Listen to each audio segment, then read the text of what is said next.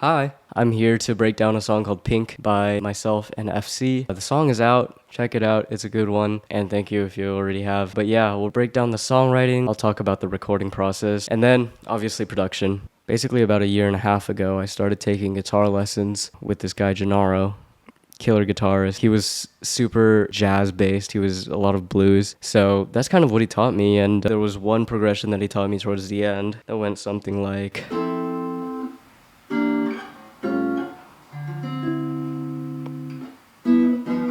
After I stopped taking lessons, I played guitar a lot more, as you do. And while I was like kind of just noodling around, at some point I came up with this progression. It starts with an E minor 9, and then A7, flat 13, and then D major 9, and then B minor 9. At some point I came up with a rhythm that sounded something like.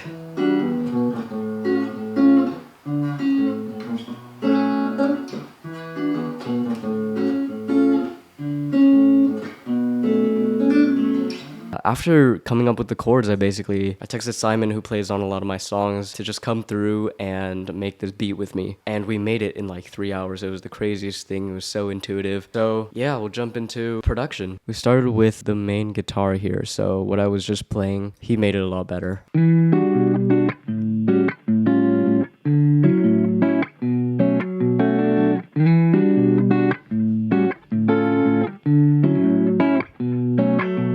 There's a bunch of guitar parts that I can just go through really quick.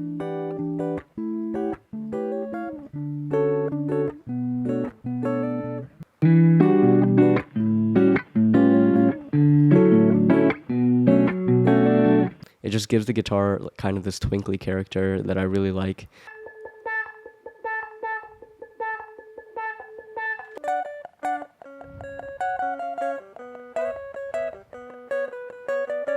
This is one of my favorite parts of the song. He laid this solo down. In the moment, I was like, okay, I don't know where to put this, but it ended up just being in the right place.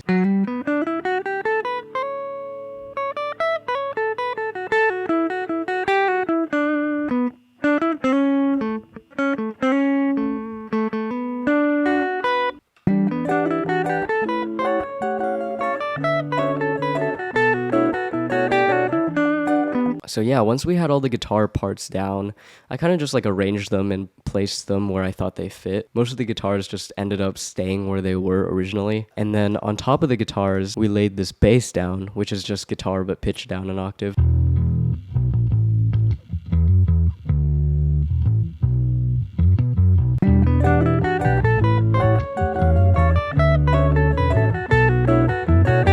And so that's kind of just the foundation for the whole song. There's not very much else. There's like piano here and there.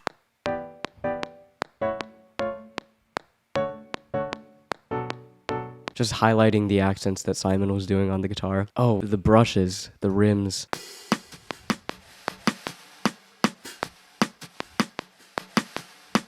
We made this back in February and it was super cold, but I wanted to make this like summery song, which was really weird. I felt like I had to have live drums in there, but I don't drum. I don't have a drum kit or anything. So I actually just keyed these in, and I tried to humanize them by doing this thing where I mapped the velocity to a couple different things. Yeah, there's this thing called expression control in Ableton that allows you to map these things. One of the things was decay times. So the idea is the harder you hit something, the longer it rings out. Also volume, the harder you hit something, the louder it might be. And then there were a couple of other things. I don't know, I learned this technique from a TikTok, so I don't actually remember exactly what I did. But yeah, printed them and they sound phenomenal. So let's play them with the guitars and the bass.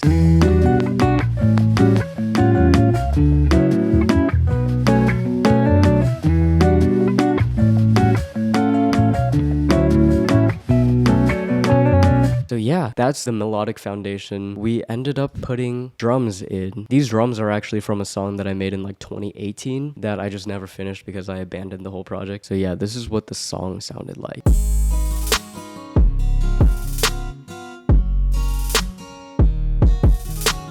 So it's kind of a similar type of song, and I was like, okay, let me just take these drums and like replace a couple of the samples. I used to make all my drums in drum racks. For the longest time, I worked on Ableton like Lite, basically, and I only had 8 tracks, so I tried to put all of the drums in one track.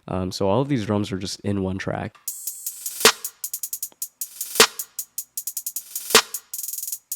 Just obnoxious hi-hats. I don't know what I was doing, but they sound good.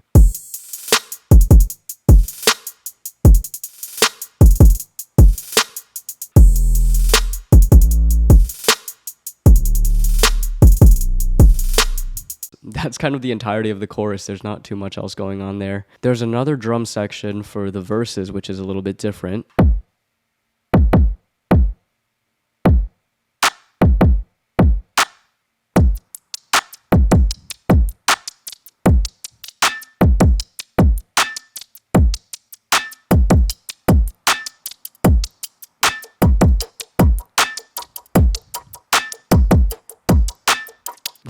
That's all the drums in this song, basically. And then otherwise, as for the instrumental, there's the outro.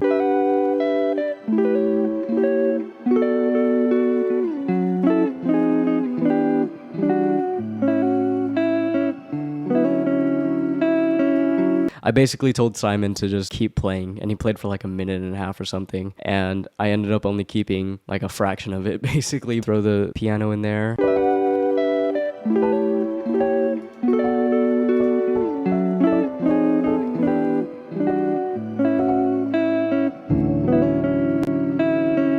At this point in making the beat, I started to layer these vocals as well. I think I did this after Simon left, though.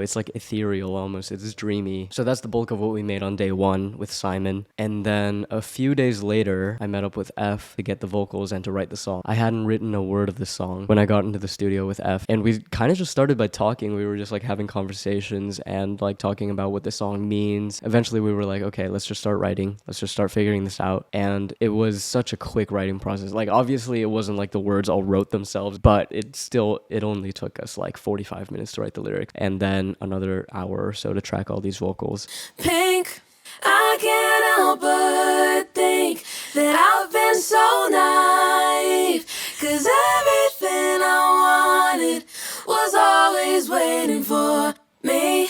F is so good at tracking. We've tracked maybe 7-8 songs together. They are just so quick. They can get like 8 takes in 8 takes, you know, like the first time around it's already perfect basically. And then we add my vocals as well. Pink, I can't help but think that I've been so naive, 'cause everything I wanted was always waiting for me. So in reality, there's only like 12 layers here. It's not as much as other songs that I've done, but it feels so full because there's 2 of us. And the last thing was just like the outro. I know it's been hard, though life will break your heart. It's time to let love in